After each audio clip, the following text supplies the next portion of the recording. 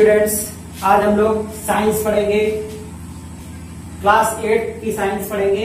Chapter first, crop production and management, फसल का उत्पादन और उसका रखरखाव। इस चैप्टर को पढ़ने से पहले हमें साइंस की डेफिनेशन जान लेनी होगी कि व्हाट इज साइंस।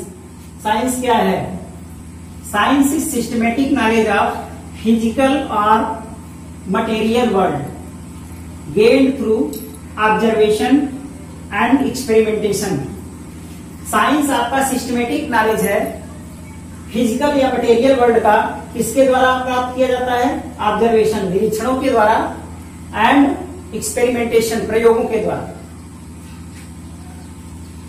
अब हम लोग पढ़ेंगे ब्रांचेज ऑफ साइंस। साइंस की ब्रांचेज, विज्ञान की शाखाएं। There are so many branches of science. विज्ञान की ढेर सारी शाखाएं हैं। एक शाखा फिजिक्स है। फिजिक्स के अंतर्गत केमिस्ट्री आती है, एस्ट्रोनॉमी आती है, जियो साइंस आता है।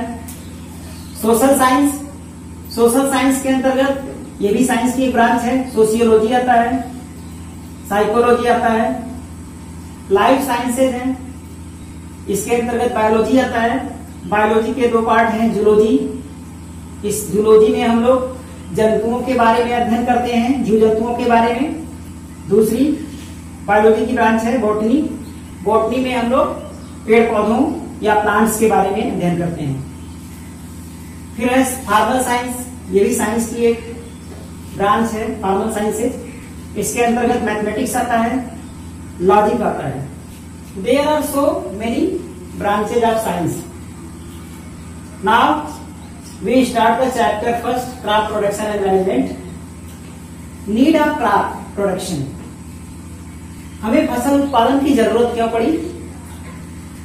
फॉर फूड, भोजन के लिए। हमें फसल का उत्पादन की जरूरत क्यों पड़ी? भोजन के लिए। अब हम ये जान लेते हैं कि भोजन है क्या, फूड क्या है। फूड इज ए सब्सटेंस, एक पदार्थ है, ईटन बाई अस, जो हमारे द्वारा खाया जाता है। टू डू वर्क, किस लिए खाया जाता है? काम करने के लिए। तो भोजन एक पदार्थ है जो हमें क्या काम करने की शक्ति देता है। ग्रो, बढ़ने की शक्ति देता है। मेंटेन आवर बॉडी, अपने शरीर को मेंटेन रखने की शक्ति देता है। एंड रिमेन हेल्दी, और स्वस्थ रखने की शक्ति देता है। तो फूड एक ऐसा सब्सटेंस या मटेरियल है जिसे हम लोग खाते हैं। किसके लिए? काम करने के लिए, बड़े होने के लिए, अपने बॉडी को स्वस्थ रखने के लिए, मेंटेन रखने के लिए। ठीक है, हमें भोजन की जरूरत पड़ती है। Components of food. अब भोजन में क्या क्या कंपोनेंट्स होने चाहिए या क्या क्या कंपोनेंट्स होते हैं? There are 7 components of food. भोजन के 7 कंपोनेंट हैं, 7 कंपोनेंट्स हैं। First is carbohydrates, second is fats, third is proteins, fourth is vitamins, fifth is minerals, sixth is water and seventh is roughage. Roughage को other name से भी जाना जाता है, डाइटरी फाइबर। हमने फूड्स के बारे में जान लिया, फूड्स के कंपोनेंट्स के बारे में जान लिया। अब जानेंगे where does food comes from. भोजन कहां से आता है, फूड कहां से आता है? Food comes from plants and animals. भोजन पौधों से और जानवरों से आता है। नाउ क्रॉप्स, फसलें क्या होती हैं? When the same kind of plants are grown in the fields on a large scale to obtain foods like cereals, cereals के अंतर्गत wheat, rice, maize, pulses, vegetables and fruits etc. It is called a crop। जब एक बड़े पैमाने पर एक ही खेत में एक ही प्रकार के पौधे प्लांट किए जाते हैं, जैसे वीट के फील्ड में वीट ही प्लांट किया जाए, वीट के ही पौधे केवल, तो एक तरह से फसल कहलाती है।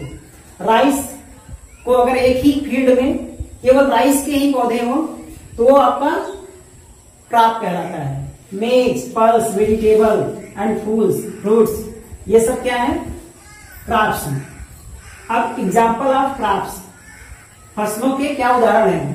पहला सीरियल्स क्रॉप। सीरियल्स के अंतर्गत वीट, पैडी, गेहूं, चावल, जिससे हमको राइस मिलता है। मेज, मक्का, मिलेट बाजरा, बार्ली, जौ।